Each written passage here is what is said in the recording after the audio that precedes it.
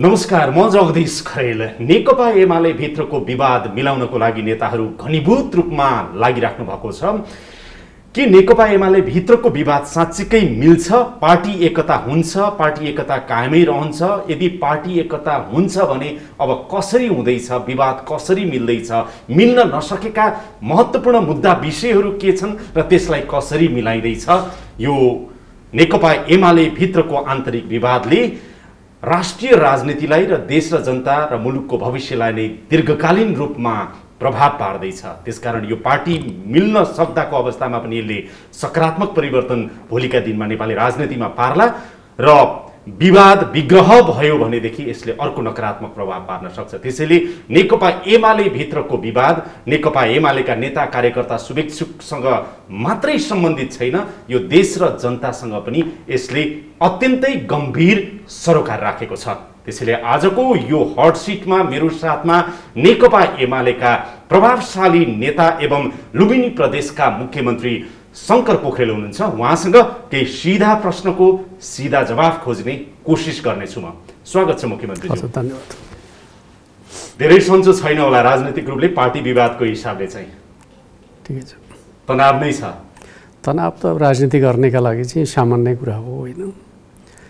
राजनीतिमा आरोह अवरोह भइरहन्छ, चुनौतीहरू आइरहन्छन्, त्यसलाई सामना गर्ने समाधान गर्दै अगाडि बढ्ने कुरा नै राजनीतिको बाटो हो भन्ने मलाई लाग्छ।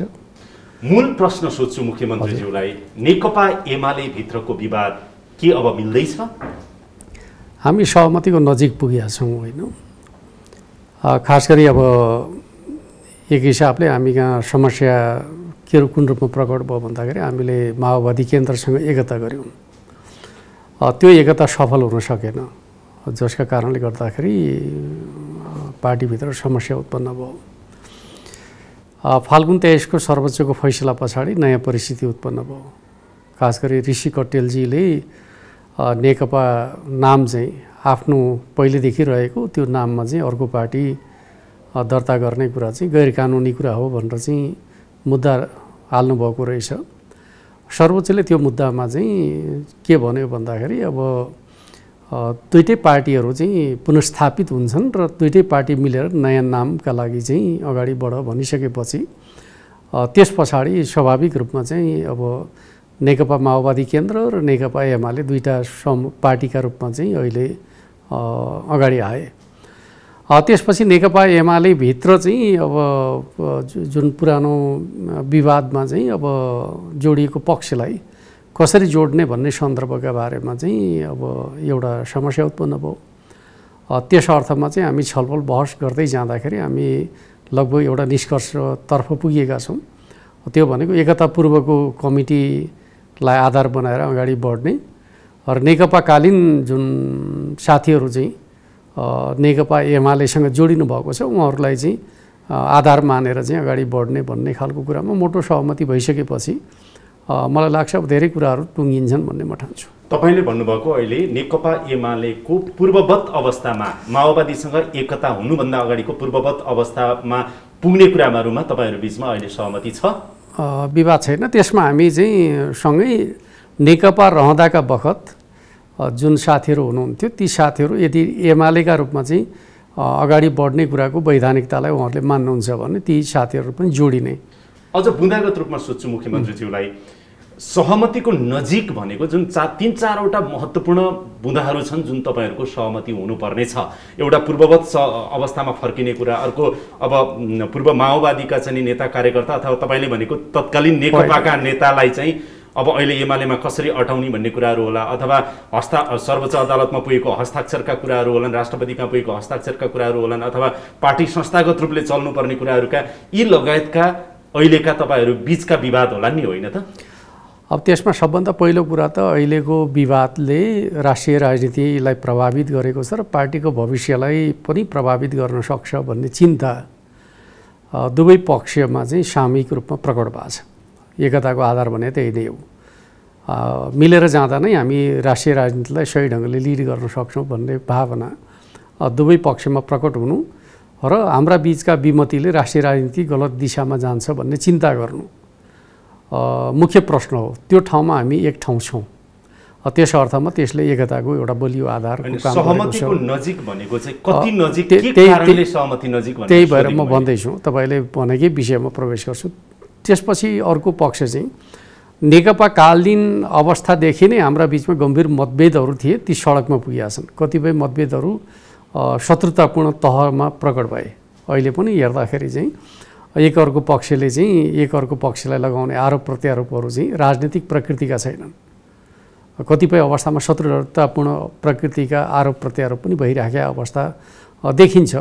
त्यो चिजलाई हामी के कुरामा सहमत छौँ भनेर भन्दाखेरि यी सबै अन्तर्विरोधलाई अब पार्टीको प्रक्रियाभित्र प्रवेश गराउने र पार्टीको प्रक्रियाभित्रबाट त्यसलाई समाधान गर्दै अगाडि बढ्नुपर्छ र पार्टीका मतभेदहरू चाहिँ पार्टीका आन्तरिक विषय हुन्, यसलाई सडकको विषय बनाउनु हुँदैन भन्ने कुरामा पनि हाम्रा बिचमा आधारभूत रूपमा हामी सहमत छौँ।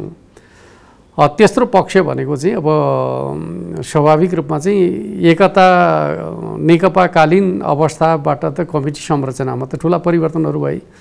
त्यो परिवर्तनको अवस्थामा चाहिँ पार्टी पुनर्स्थापित भएको अवस्थामा चाहिँ त्यो वैधानिक रूपमा टेक्ने ठाउँ कुन हो भन्दाखेरि पूर्व अवस्था नै हो। अर्थात् जेठ 3मा हामीले पार्टी एकता गरेका थियौँ भने जेठ 3 पूर्वको अवस्थामा टेकेर त्यसपछि यो बिचका अवधिमा भएका जति पनि कामहरू छन् त्यसलाई अपनत्व प्रदान गर्ने, खास गरी रामबहादुर बादल सहितका जति पनि पूर्व माओवादी केन्द्रसँग जोडिनुभएका कमरेडहरू हुनुहुन्छ, अहिले एमाले को वैधानिकताभित्र उहाँहरू चाहिँ समाहित हुनुभएको छ, उहाँहरूलाई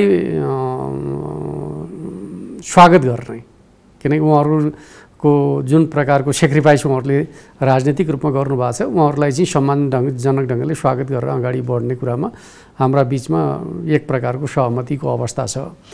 त्यस पछाडिको सन्दर्भ के हो त भन्दाखेरि पछिल्लो समय खास गरी प्रतिनिधि सभा विघटनसँग जोडिएर भनौँ र दोस्रो पटकको चाहिँ सामान्य राष्ट्रपतिज्यूले चाहिँ दुवैका दाबी चाहिँ विधिसम्मत रहेनन् भन्ने अर्थमा चाहिँ उहाँले अस्वीकार गरिसकेपछि उत्पन्न भएको परिस्थितिका रूपमा मध्यावधि निर्वाचनको जुन घोषणा भएको छ त्यसका मामिलामा सर्वोच्च अदालतमा मुद्दा परेको अवस्था छ र त्यो सन्दर्भमा चाहिँ पार्टी पङ्क्ति विभाजित छ, खास गरी संसदीय दल विभाजित भएको अवस्था छ।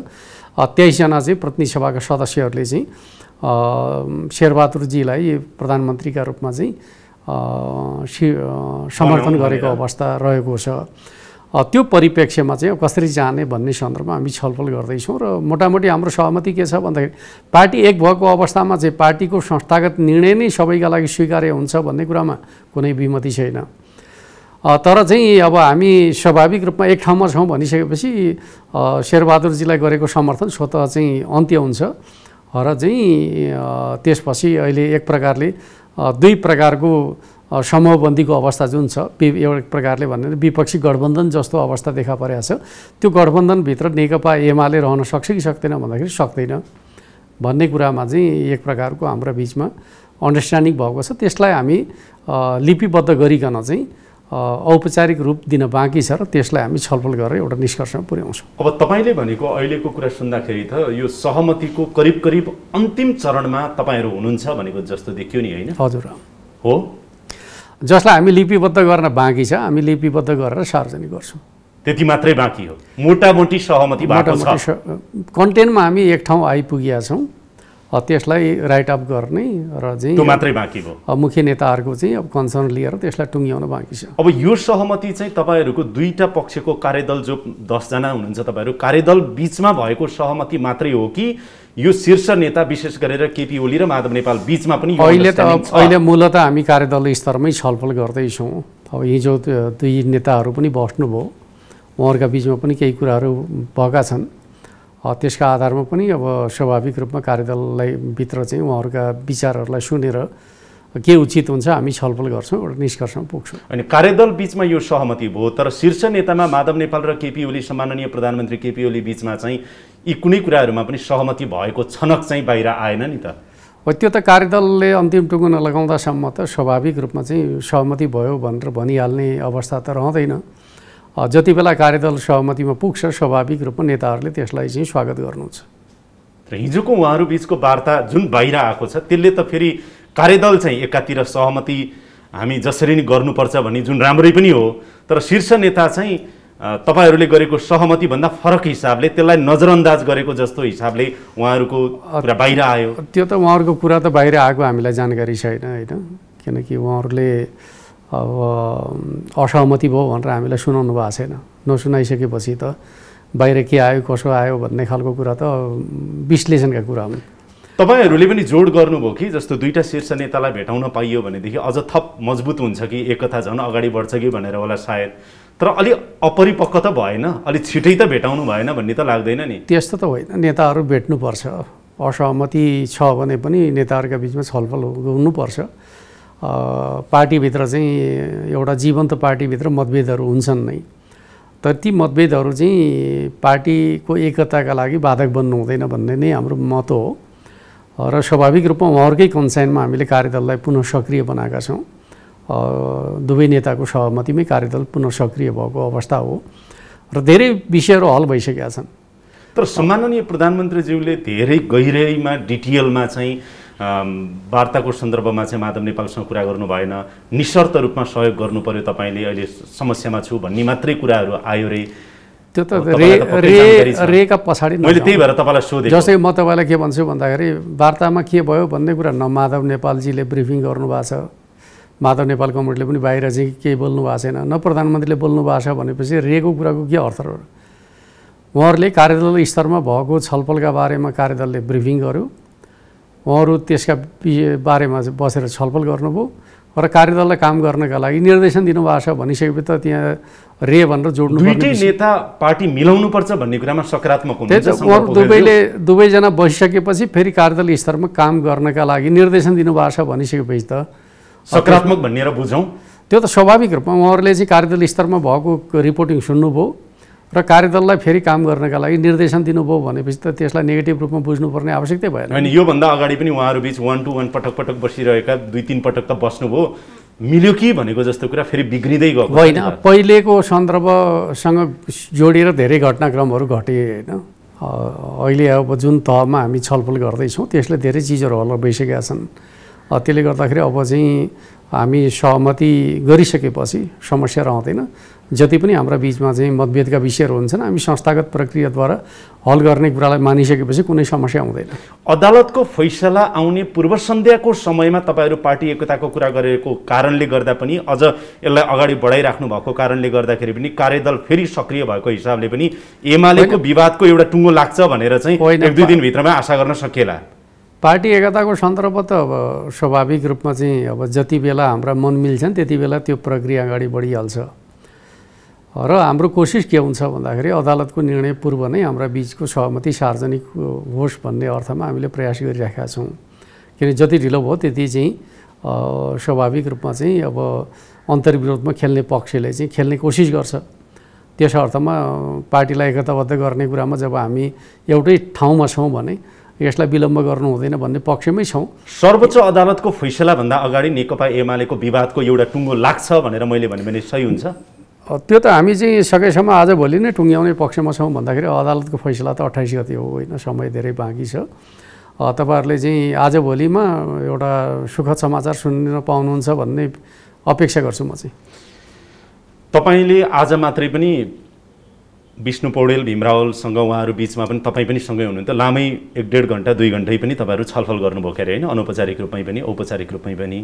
अब त्यसबाहेक तपाईँ आज बिहान मात्रै अहिले हामी चाहिँ बिहिबार दिउँसो 3 बजे यो इन्टरभ्यू रेकर्ड गरिरहेछौँ, बिहान पनि तपाईँहरू कार्यदल बैठकमा हुनुहुन्थ्यो, टुङ्गो पुर्याउने कसरतमा हुनुहुन्छ। 1-2टा प्रश्न म जान्न चाहन्छु है मुख्यमन्त्रीज्यू।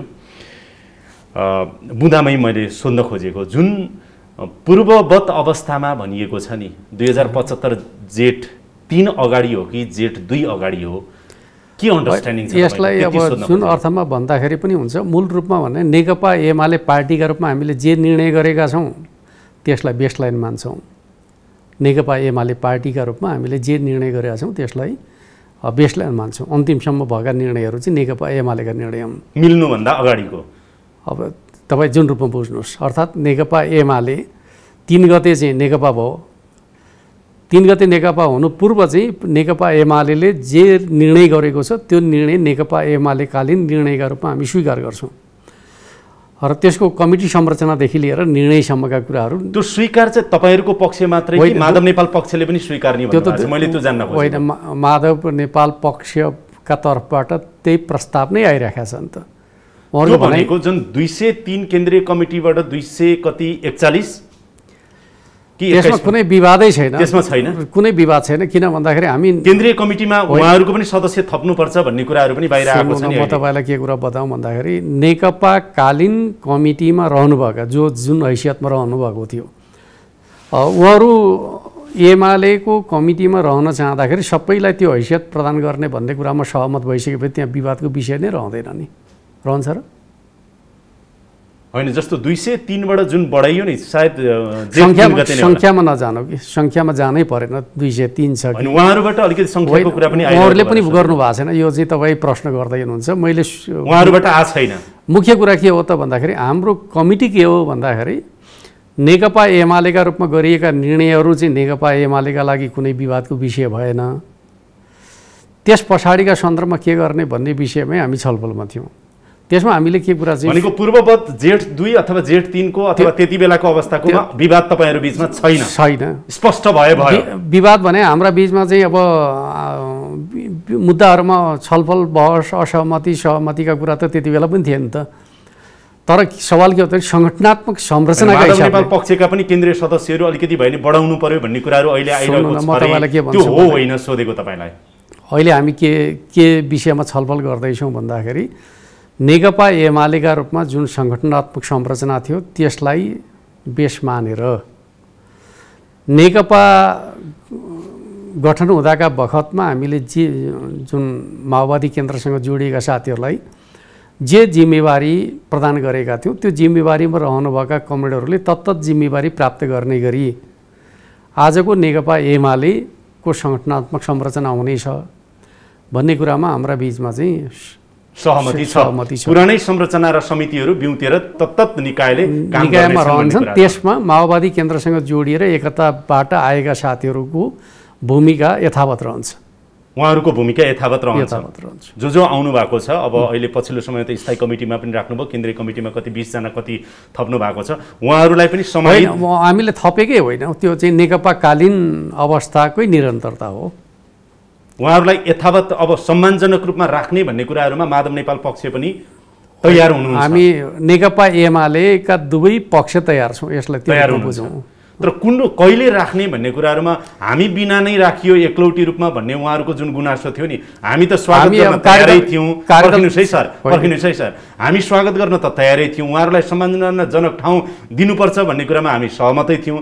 तर हामी बिना नै एकलौटी रूपमा मनलाग्दो हिसाबले राखियो भन्ने विगतको गुनासो थियो नि, त्यो सुनवाई चाहिँ अहिलेको कार्यदलमा तपाईँहरूले गराउनु भएको छ कि छैन? सुन्नु न, त्यसमा के गर्छौँ भन्ने कुरा त त्यसको चाहिँ कार्यदलको रिपोर्ट तपाईँहरूले प्राप्त गरेपछि थाहा भइहाल्छ होइन। अहिले के भाषा लेख्छौँ, कस्तो भाषामा लेख्छौँ भन्ने खालको कुरा चाहिँ तपसिलका कुरा हो। मूल रूपमा के हो त भन्दाखेरि नेकपा एमाले रहँदाका बखतका चाहिँ सङ्गठनात्मक संरचनाहरू यथावत रहन्छन् र नेकपा बन्दाखेरिका साथीहरू जो नेकपा एमालेको प्रक्रियामा सामेल हुनुभएको छ उहाँहरूको भूमिका नेकपा हुँदाकै बखतको चाहिँ कमिटी स्ट्याटसका रूपमा कायम रहन्छ। यो केही दिन अगाडि चाहिँ जुन स्थायी कमिटी बैठकले उहाँहरूलाई स्थायी कमिटीमा राख्यो नि केही मान्छेहरूलाई, त्यो चाहिँ योभन्दा बिचमा गरिएका सबै कुराहरूको अपनत्व लिन्छ लिँदैन? अब त्यो कुरै होइन, उहाँहरू पहिलेदेखि स्थायी कमिटीमै हुनुहुन्छ, त्यसमा नयाँ राख्यो भन्ने विषय नै होइन त्यो। जस्तो कि अघिल्लो बैठक त हामीले चाहिँ आयोजक कमिटीलाई केन्द्रीय कमिटीमा रूपान्तरण गर्ने निर्णय गरे हौँ। फेरि उहाँहरूलाई चाहिँ अब स्थायी कमिटीमा फेरि मनोनयन गर्ने निर्णय गरिरहनु पर्ने आवश्यकता होइन नि। त्यो बाहिर के प्रचारमा आयो भन्ने कुरा एउटा चिज हो। उहाँहरूले त फागुन, अब अहिले त मिल्यो होला, फागुन 28मा फेरि फर्कियो अस्तिबाट भन्ने कुरा पनि सुरेन्द्र पाण्डेले मसँगै भन्नुभएको थियो। त्यो त निश्चित रूपमा, त्यही त म भन्दैछु।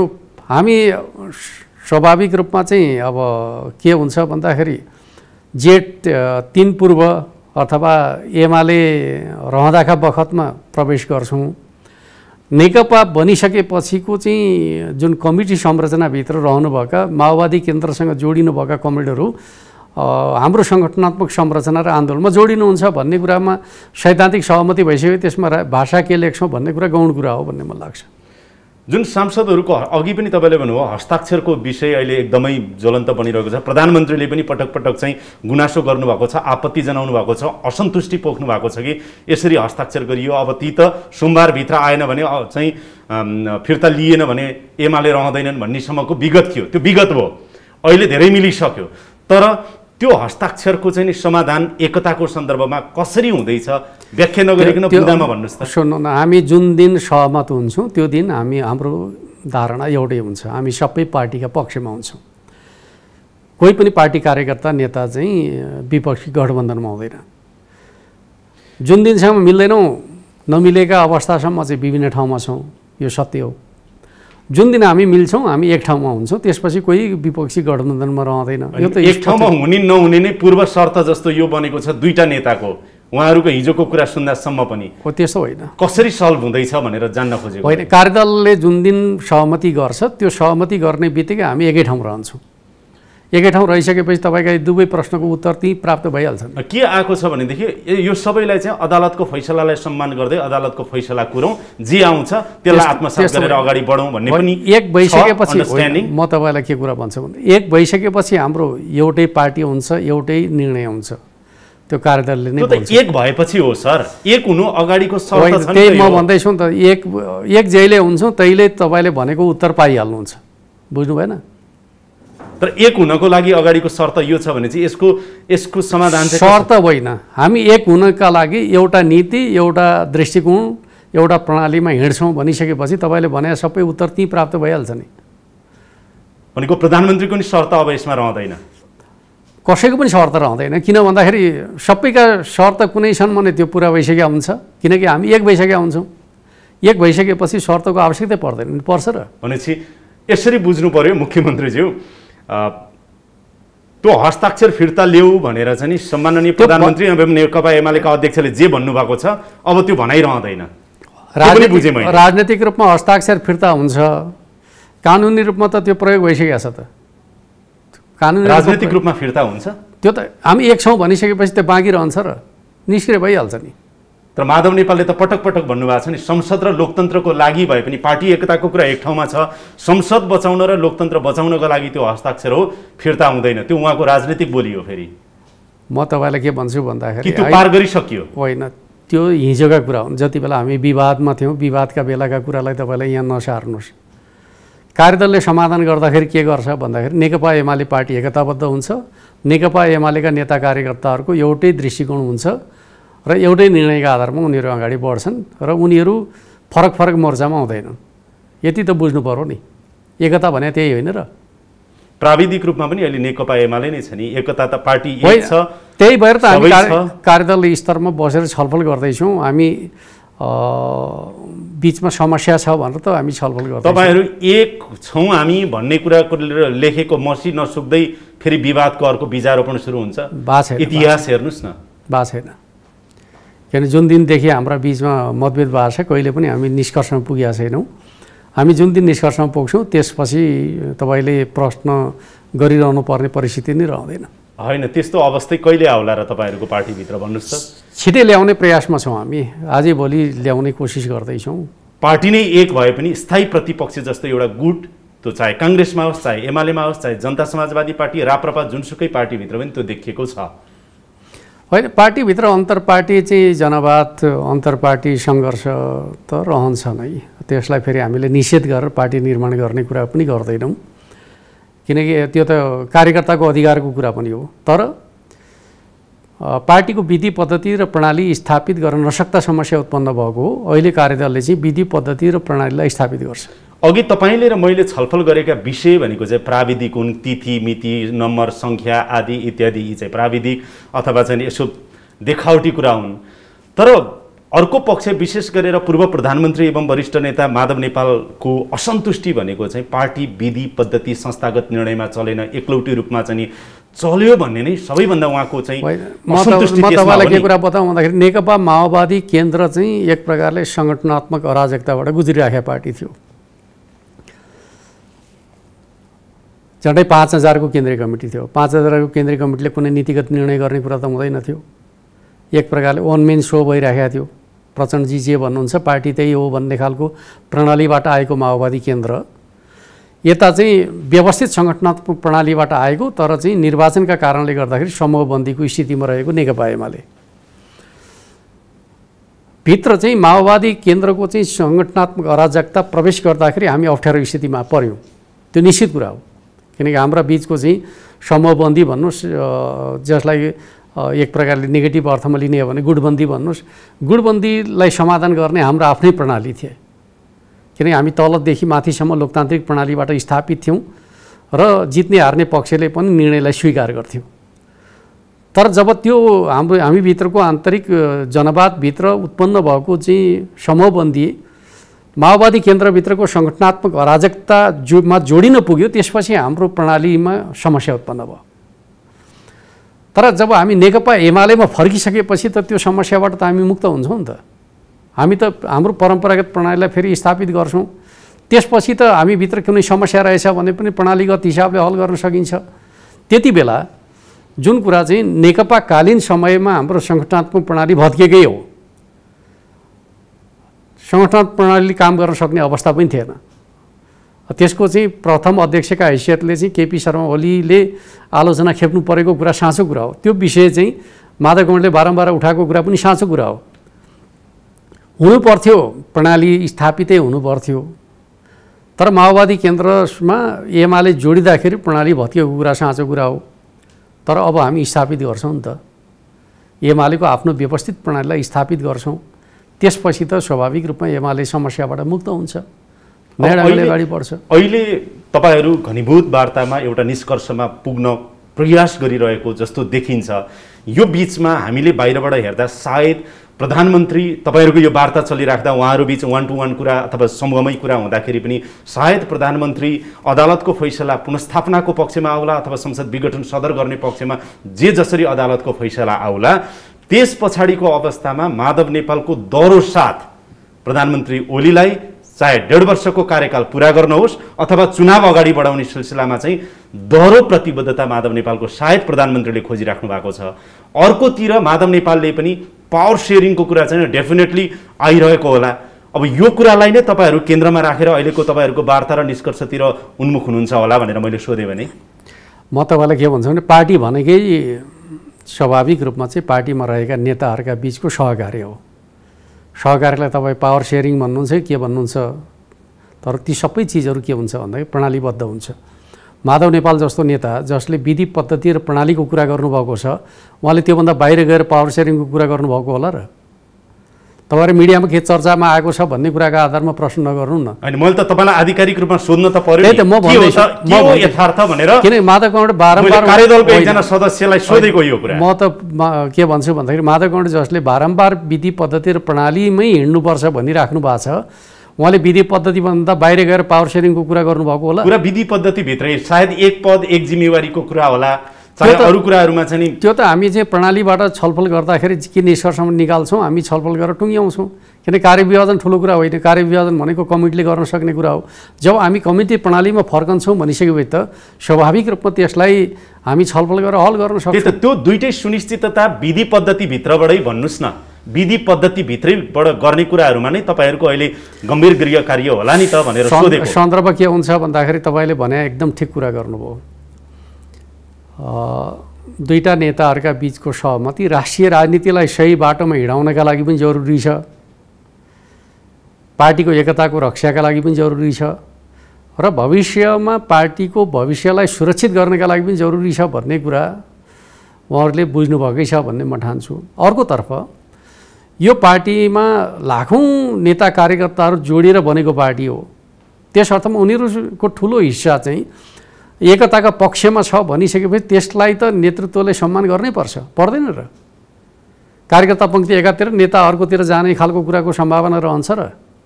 रहँदैन। त्यस अर्थमा म के भन्छु भन्दाखेरि अहिले यो बिचमा जे जति घटना परिघटनाहरू भए हाम्रो पार्टी जीवनमा सुखद रहेनन्, दुःखद एउटा अध्यायका रूपमा हामीले त्यसलाई लिनुपर्छ। भविष्यमा त्यस्तो कुरा नदोहोरिने गरी पार्टीलाई एकताबद्ध बनाउने सङ्कल्प हामीले गरेका छौँ त्यो दिशामा हामी सफल हुन्छौँ भन्ने कुराको विश्वास गर्छु म चाहिँ। मैले एउटा नम्र आरोप लगाएँ भने नि यो अदालतको फैसला आउँदा नआउँदा यो आसपासमा मात्रै तपाईँहरू सहमतिको यो गरिराख्नु भएको छ, यो मिलापको कुरा पनि क्षणिक हुन्छ भनेर नम्र आरोप लगाएँ भने त्यो मिलाप हाम्रो चाहिँ दीर्घकालीन हितका लागि चाहिने विषय हो। के होइन भन्दाखेरि चाहिँ अदालतको निर्णयभन्दा पहिले मिलापको महत्त्व रहने, त्यसपछि मिलापको महत्त्व चाहिँ अन्त्य हुने हुन्छ र।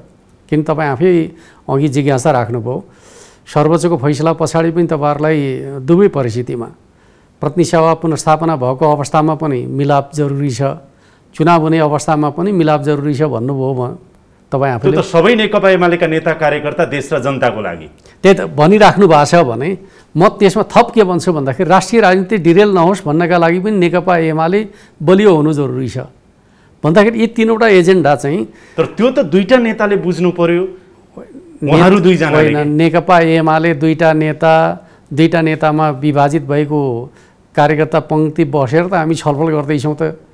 हामी क्षणिक हुन्छ कि मिलाप त्यस्तो हुँदैन। पछि कुनै पनि आफू अनुकूलको अवस्था आउँदा केपी ओलीले माधव नेपाललाई धोका दिने, आफू अनुकूलको अवस्था आउँदा माधव नेपालले केपी ओलीलाई धोका दिने, त्यो त दुर्भाग्यको विषय हुन्छ होइन। अब के हुन्छ भन्दाखेरि भविष्यको कुरा नहेरिकन चाहिँ तत्कालको लाभहानीको कुरा मात्रै गर्दाखेरि त स्वाभाविक रूपमा त्यो आन्दोलनका लागि पनि नोक्सान हुन्छ, पार्टीका लागि पनि नोक्सान हुन्छ। त्यस्तो कुरा हुन्छ भनेर म कार्यदलले त्यो टाढाको कुरा पनि हेरेर तपाईँहरू अहिले स्वाभाविक रूपमा कार्यदलले मात्रै होइन नेतृत्वले पनि हेर्ने कुरा के हो, नेतृत्वले अलिक परसम्म हेर्छ भनेर त नेता मान्ने हो नि। नेताले तलको मात्रै 2-3 महिना यता हेर्दै आउनुभयो भने केपी ओली गल्दै गएको जस्तो नि देखिन्छ। 2-3 महिना अगाडि माधव नेपाल गल्दै गएको देखिन्थ्यो, सर्फेसली भनेको है, लेमेन सेइङ। त्यस्तो र अहिले पछि माधव नेपाल अलिक कडा भएको जस्तो देखिन्छ। कसले कसलाई गलाउने, कसले कसलाई हलाउने होइन, सम्झौता गराउने भनेको जस्तो देखिरहेको त छ नि। होइन, कोही गल्नु भएको छैन र दुवैले महसुस गर्ने प्रक्रिया सुरु भएको छ। यसलाई त्यो रूपमा बुझ्नु, महसुस गर्ने प्रक्रिया, यो बडो महत्त्वपूर्ण कुरा भन्नुभयो है तपाईँले।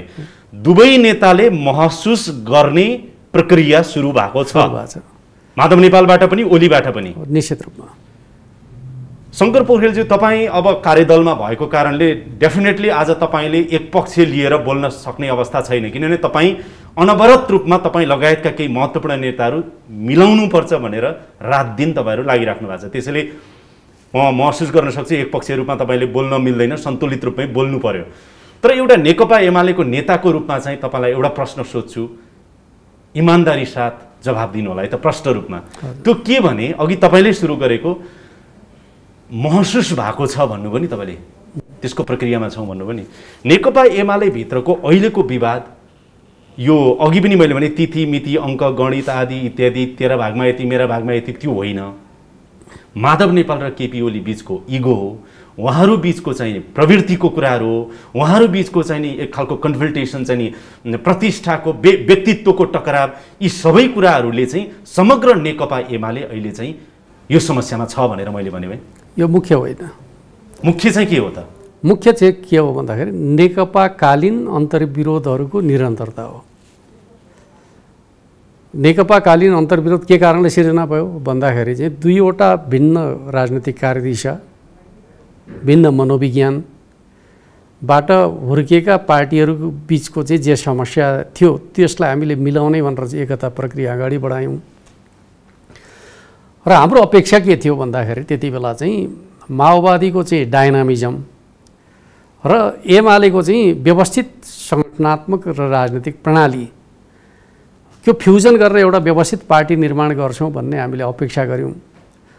तर त्यहाँ के भइदियो भनेर भन्दाखेरि माओवादीको एनार्किजम र एमाले भित्रको ग्रुपिजम मिसियो र त्यसले सङ्गठनात्मक प्रणालीलाई समाप्त पारिदियो। र त्यही विरासतमा नेता कार्यकर्ताहरू विभाजित भए।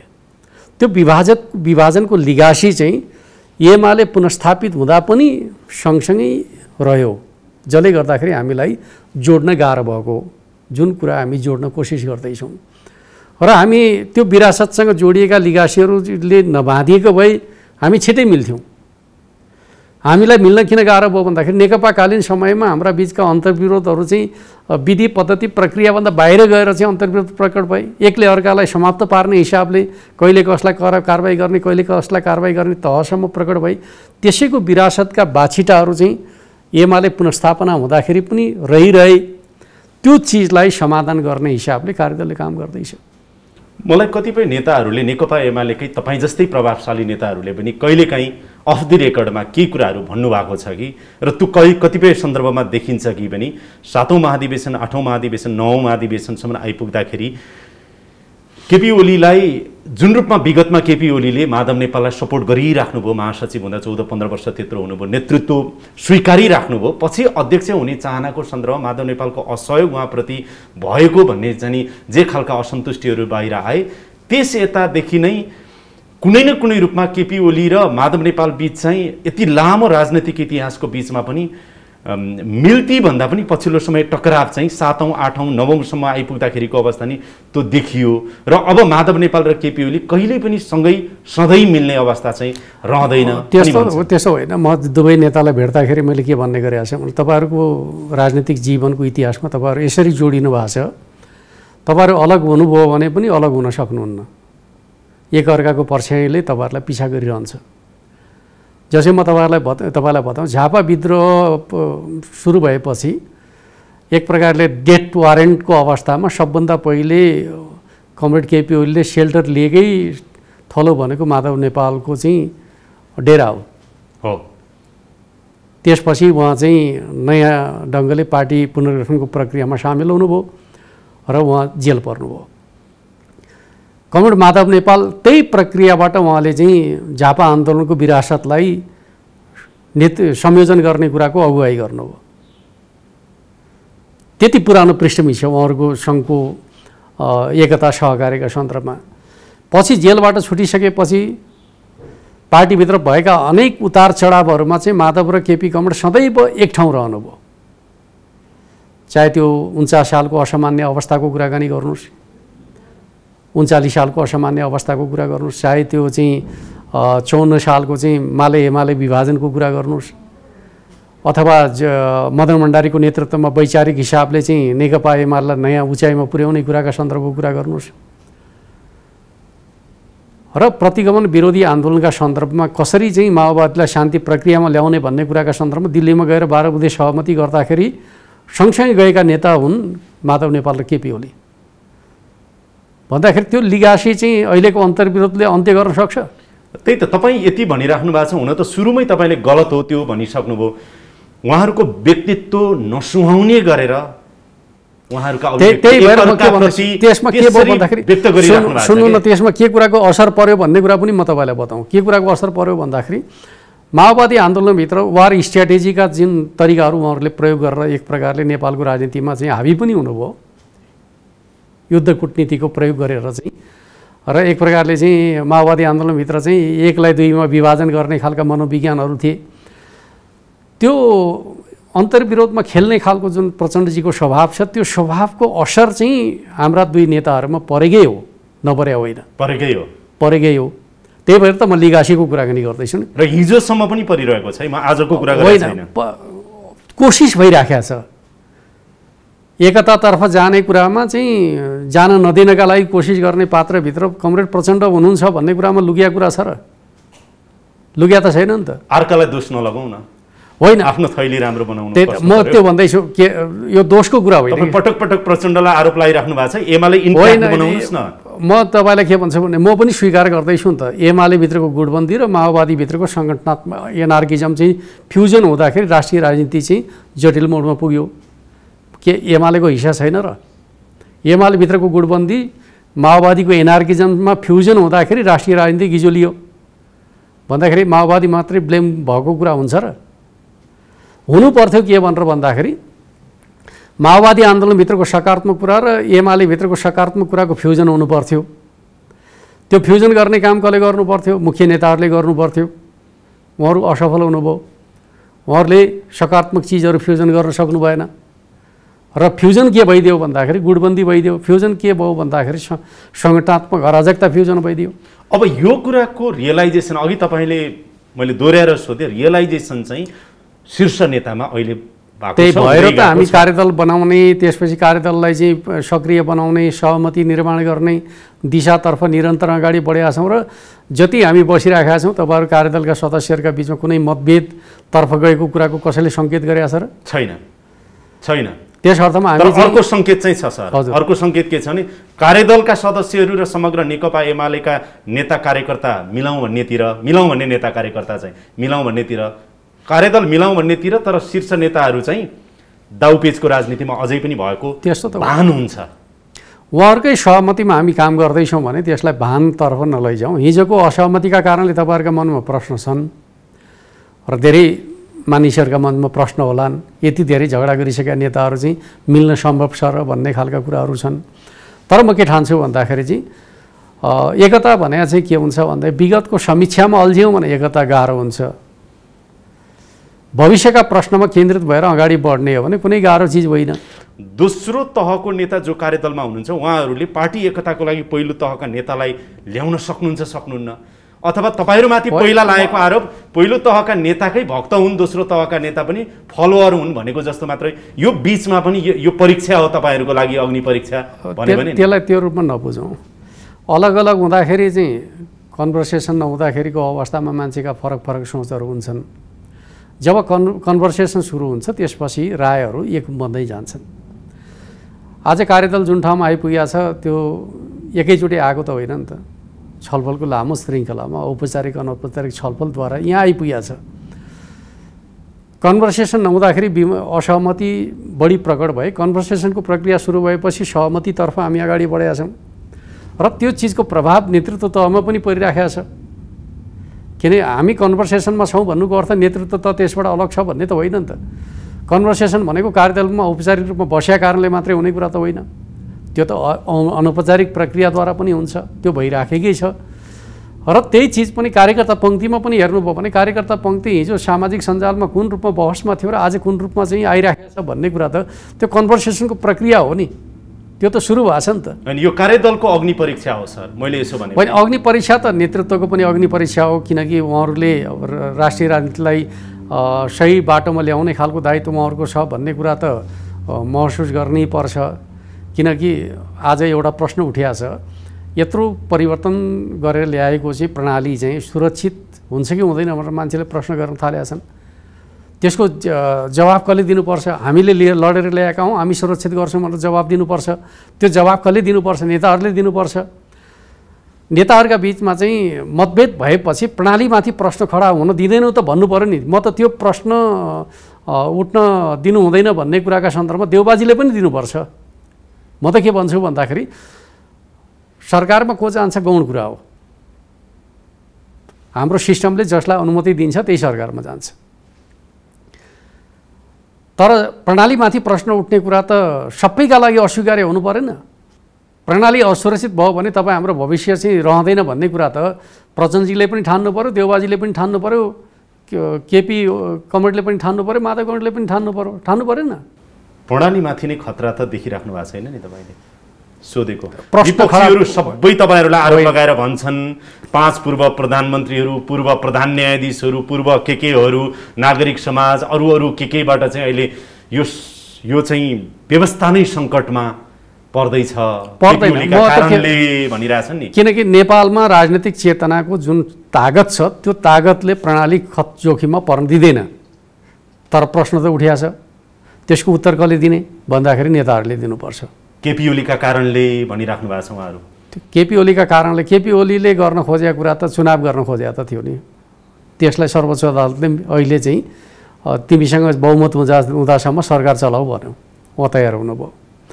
जब बहुमत देखिएन त्यसपछि उहाँले गठबन्धनको कोसिस गर्नुभयो, गठबन्धन लगेर राष्ट्रपति कहाँ प्रस्तुत गर्नुभयो। के का लागि? संसद चलाउनका लागि हो। तर जब राष्ट्रपतिले के देख्नुभयो भन्दाखेरि हाम्रो संवैधानिक विधि अन्तर्गत दुवैका दाबीहरू चाहिँ उपयुक्त देखिएन भन्ने ठान्नुभयो, किनकि पार्टीहरू त्यहाँ विभाजित भएको देख्नुभयो। त्यसपछि उहाँले जब दुवै प्रस्ताव अस्वीकृत गर्नुभयो त्यसपछि नयाँ परिस्थिति उत्पन्न भयो। त्यो विषय पनि अब सर्वोच्चमा विचाराधीन अवस्थामा छ। 28 गते फैसला आउने भन्ने फैसला आउला। तर एउटा चाहिँ छोटोमा बताइदिनुहोस् न, जस्तो पुनर्स्थापनाको पक्षमा फैसला आयो भने राजनीति यसरी अगाडि बढ्ने देख्दैछु भन्ने के छ, अथवा विघटन सदर भयो भने राजनीति यसरी अगाडि बढ्ने देख्दैछु भन्ने एउटा राजनीतिक कर्मीको रूपमा भन्दा चाहिँ होइन। म के भन्छु भन्दा दुवै अवस्थामा मुलुकको नेतृत्व नेकपा एमाले गर्नुपर्छ, त्यो कुरामा नेकपा एमाले पङ्क्ति चाहिँ गर्नुपर्छ। एउटा कुरा गर्छ कि गर्दैन, त्यसैका लागि कार्यदल अगाडि बढेको छ। कार्यदलको चाहिँ फोकस त्यसैमा छ। पुनर्स्थापना भयो भने पनि नेतृत्व गर्छौँ, चुनावको घोषणा भयो भने पनि नेतृत्व गर्छौँ। नेकपा एमालेको अब यो दोहोऱ्याएर सोधे, अन्तिममा एकता चाहिँ हुन्छ, पार्टी एक हुन्छ, विवाद मिल्छ होइन शङ्कर पोखरेलज्यू? म भन्दैछु हामी चाहिँ अन्तिम टचमा छौँ। Final touch, final finishing, final finishing भन्नुहोस्। त्यो सार्वजनिक भइसक्यो, तपाईँहरूले जानकारी पाइहाल्नुहुन्छ। दीर्घकालीन रूपमै मिल्ला पार्टी त होइन। पार्टी त दीर्घकालीन हिसाबले बलियो बनाउने खालको उद्देश्य त हाम्रो रहन्छ नै। तर फेरि म के भन्दिनँ भन्दाखेरि आज हामी आजका विवादलाई हामीले चाहिँ हल गर्ने विधि खोज्ने बित्तिकै भोलिका विवादहरू स्वतः हल हुन्छन् भन्ने त होइन। एउटा जीवन्त पार्टीका रूपमा एमाले चाहिँ अगाडि बढ्छ। खुसी लाग्यो मुख्यमन्त्रीज्यू, समय दिनुभयो, धेरै धेरै धन्यवाद।